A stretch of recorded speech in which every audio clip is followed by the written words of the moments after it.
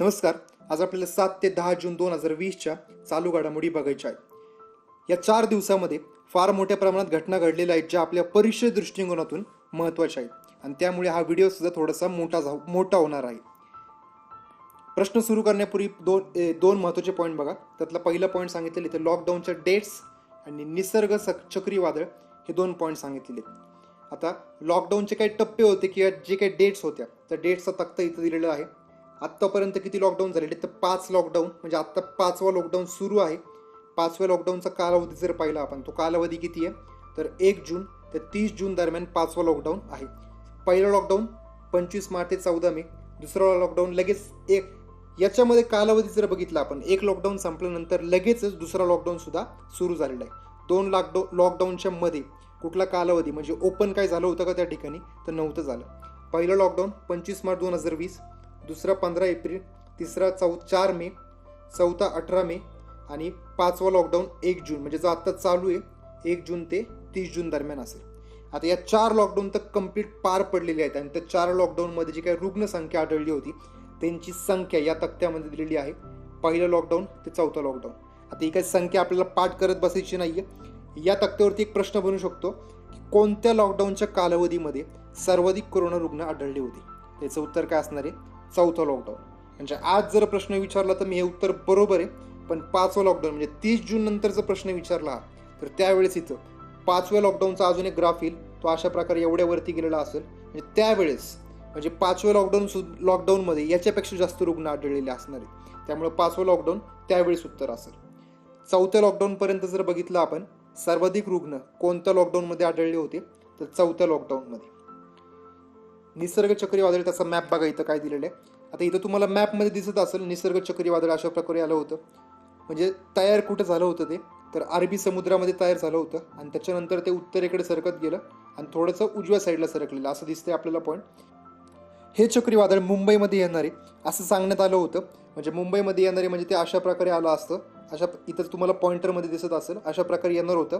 पण ते लवकरच उजवीकडे सरकल्यामुळे ते मुंबईमध्ये सरकलं का तर नाही. म्हणजे मुंबईमध्ये या चक्रीवादळाचा थोडाफार परिणाम झाला, पण डायरेक्ट चक्रीवादळ आलं होतं का तर नाही. ते चक्रीवादळ सर्वप्रथम कोणत्या जिल्ह्यामध्ये धडकलं होतं तर रायगड या जिल्ह्यामध्ये धडकलं होतं. प्रश्न विचारला जाऊ शकतो की निसर्ग चक्रीवादळाने महाराष्ट्रात कोणत्या जिल्ह्यातून एंट्री केली होती किंवा आगमन केलं होतं तर रायगड जिल्ह्यातून आगमन केलं होतं. आणि सर्वात जास्त हानी सुद्धा कोणत्या जिल्ह्यात झालेली आहे तर रायगडलाच झालेली आहे. त्याच्यानंतर जर बघितलं आपण रत्नागिरी आणि सिंधुदुर्गला हानी झाली होती. बघा याची झळ जर बघितली, मुंबईला पण झळ बसलेली आहे, नाशिकला पण झळ बसलेली आहे. किंवा झळ म्हणजेच काय म्हणतोय मी, प्रमाणात वारे सुटले होते. जसं की पुण्यामध्ये पण वारे सुटले होते, नाशिकमध्ये असेल, नगरमध्ये असतील, गुजरातपर्यंत पण वारं सुटलं होतं बघा. म्हणजे तिथपर्यंत निसर्ग चक्रीवादळाचा परिणाम दिसून आला होता. त्यानंतर आजचा पहिला प्रश्न बघा. 2022ची महिला आशियाई फुटबॉल स्पर्धा कोणत्या देशात होणार आहे. याचं उत्तर आहे भारतामध्ये होणार ही स्पर्धा. आता याच्यामध्ये काय काय पॉईंट महत्वाचे आहेत बघा. त्यातला पहिला पॉईंट इथं सांगितलेलं की 1979ला यापूर्वी स्पर्धा पार पडली होती आणि 43 वर्षानंतर आता परत यजमानपद कुणाकडे आलेले भारताकडे आलेले. बघा मी असे स्क्रीनशॉट बरेच टाकत असतो. ते स्क्रीनशॉट फक्त न्यूज लक्षात राहण्यासाठी मी स्क्रीनशॉट टाकत असतो, पण याच्यामध्ये फक्त तुम्हाला हेडलाईन वाचायची असती. जसं की या ठिकाणी हेडलाईन काय 43 वर्षानंतर मिळाले यजमानपद. आणि या ठिकाणी जर हा स्क्रीनशॉट जरी टाकलेला असला तर याच्यामध्ये मी बॉक्स करत असतो. जे पॉईंट महत्त्वाचे आहेत त्या पॉईंटला मी इथं बॉक्स करत असतो. यापूर्वी ही स्पर्धा भारतात कधी पार पडली होती 1979ला पार पडली होती आणि याच्यानंतर 2022ला पार पडणार आहे. म्हणजे किती वर्षांचा गॅप त्या ठिकाणी सांगितलं त्यांनी, 43 वर्षांचा गॅप सांगितलेला आहे. पुढचा प्रश्न, खालीलपैकी कोणती व्यक्ती आदिदास या कंपनीची सदिच्छा दूत आहे. रणवीर सिंग, रोहित शर्मा, हिमा दास, वरील सर्व. याचं उत्तर काय वरील सर्व. आता हे 3 व्यक्ती जे आहेत या 3 व्यक्तींची यापूर्वीच नियुक्ती करण्यात आली होती. म्हणजे रणवीर सिंग, रोहित शर्मा आणि हिमा दास यांची नियुक्ती यापूर्वीच केली होती. आणि 4थी व्यक्ती पण आहे ज्याची आत्ता नियुक्ती म्हणजे 2020 मध्ये नियुक्ती केलेली आहे. ती व्यक्ती म्हणजेच कोण आहे मनुषित चिल्लर यांची नियुक्ती केलेली आहे. त्यामुळे आपल्या या प्रश्नाचं उत्तर काय येणार आहे वरील सर्व हे उत्तर असणार आहे. आता मनुषित चिल्लर यांची माहिती बघा इथं. 2017 साली मिस वर्ल्ड हा किताब पुणे जिंकला होता, मनुषित चिल्लर हिने जिंकलेला होता. आणि अजून एक पॉईंट, आदिदासचे आता ब्रँड अँबॅसेडर किंवा सदिच्छा दूत एकूण किती झालेले आहेत 4 झालेले आहेत. या ठिकाणी आपण 3 सांगितले, रणवीर सिंग, रोहित शर्मा, हिमा दास आणि चौथी व्यक्ती कोण असणार आहे, मनुषी चिल्लर. पुढचा पॉईंट, वेद मारवा यांचे नुकतेच निधन झाले आहे, तर ते खालीलपैकी कोणत्या राज्याचे राज्यपाल होते? मणिपूर, झारखंड, मिझोराम, वरील सर्व. याचं उत्तर काय असणार आहे, तर वरील सर्व हे उत्तर आहे. म्हणजे वेद मारवा हे जे व्यक्ती होते हे तिन्ही राज्यांचे काही एकेकाळी राज्यपाल राहिले होते. आता यांच्या संदर्भात काय काय पॉईंट महत्त्वाचे आहेत ते चेक करा. वेद मारवा त्यांचा इथं फोटो टाकलेला आहे. आता इथं मी बॉक्स करताना सगळ्या कंप्लीट बॉक्स केलेला आहे, त्यामुळं सगळेचे सगळेच पॉईंट या ठिकाणी आपल्याला महत्त्वाचे आहेत. एक एक पॉईंट बघा तिथं काय दिलेलं आहे. 1985 ते 1988 दरम्यान ते दिल्लीचे पोलीस कमिशनर होते. 1985 ते 1988 दरम्यान दिल्लीचे पोलीस कमिशनर होते. त्यानंतर 1988 ते 1990 दरम्यान NSG म्हणजेच काय, नॅशनल सिक्युरिटी गार्ड याचे महासंचालक होते. त्याच्यानंतर मणिपूर, झारखंड, मिझोराम या 3 राज्यांचे राज्यपाल सुद्धा राहिले होते. आणि सर्वात शेवटचा पॉईंट, त्यांनी एक पुस्तक सुद्धा लिहिलं होतं आणि त्या पुस्तकाचं नाव काय आहे, अनसिव्हिल वॉर्स. काय काय पॉईंट सांगितले शॉर्टमध्ये परत बघा. पहिला पॉईंट, 85 ते 88 दिल्लीचे पोलीस कमिशनर, 88 ते 90 NSGचे महासंचालक, त्यानंतर 3 राज्यांचे राज्यपाल, आणि लिहिलेलं पुस्तक कुठलं आहे, अनसिव्हिल वॉर्स, हे त्यांनी पुस्तक लिहिलं होतं. पुढचा प्रश्न, मेघ संदेश हे ॲप्लिकेशन कोणत्या राज्याने सुरू केले आहे? याचं उत्तर आहे कर्नाटक राज्याने. कर्नाटकने सुरू केलेलं आहे. आता याच्यामध्ये काय काय महत्त्वाचा पॉईंट आहे, कर्नाटक हे ॲप्लिकेशन सुरू केलेले आहे. त्या ॲप्लिकेशनमध्ये कशाची माहिती भेटणार आहे, म्हणजे पाऊस कधी पडणार आहे किंवा वीज चमकणार आहेत, वादळ येणार, या सर्वाची माहिती कशामध्ये भेटणार आहे, तर मेघ संदेश या ॲप्लिकेशनमध्ये भेटणार आहे.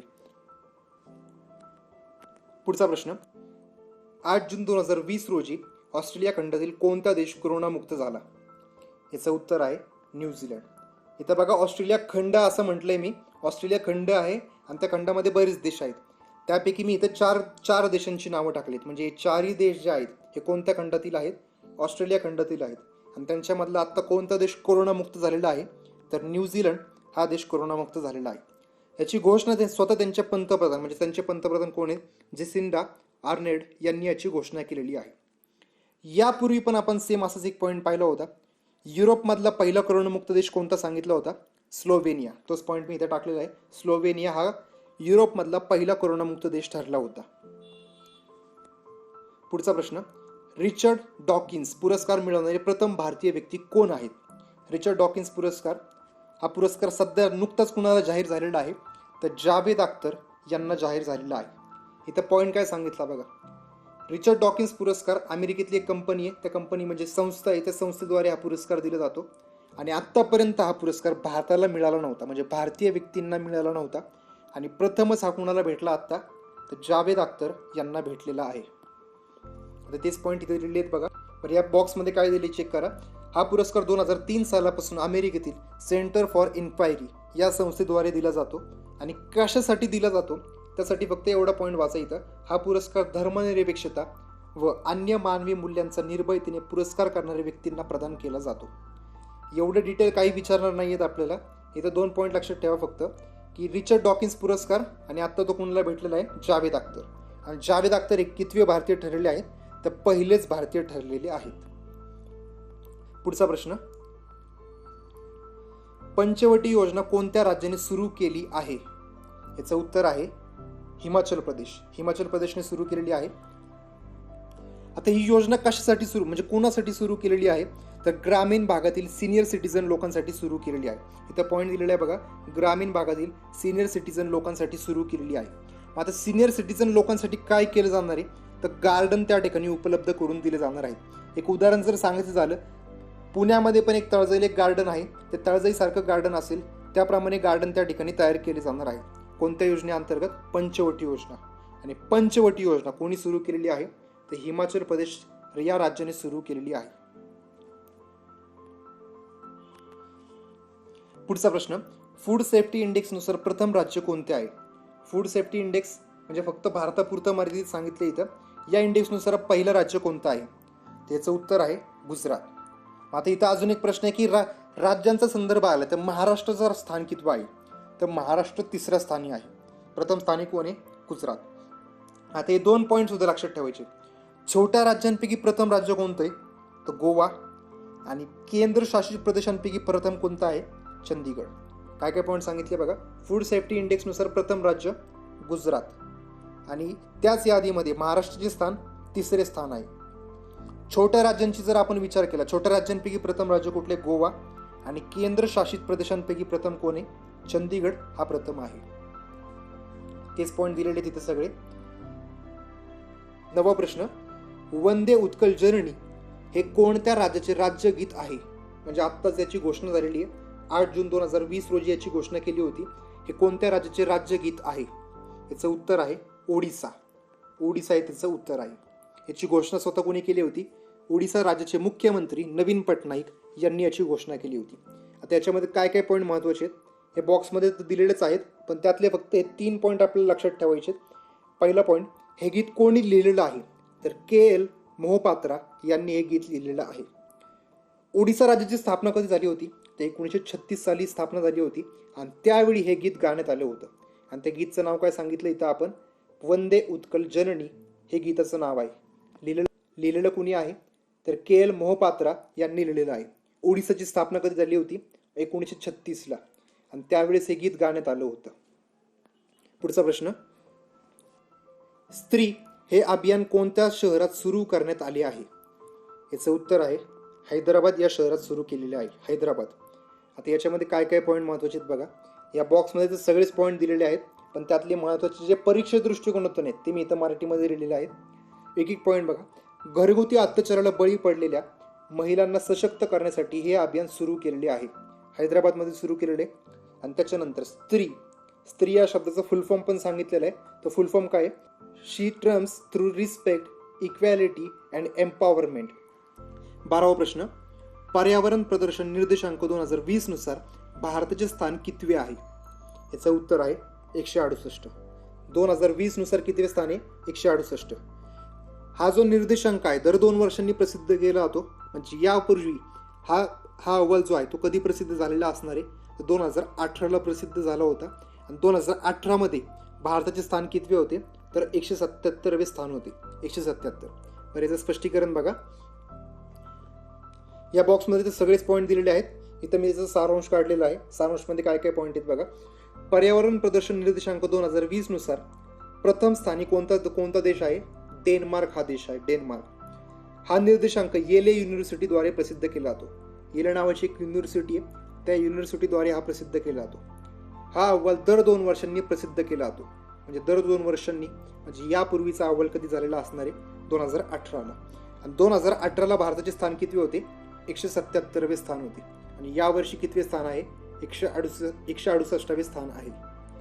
पुढचा प्रश्न, झारखंडमधील जमशेदपूर येथे खालीलपैकी कोणत्या धातूची नवी खाण सापडलेली आहे?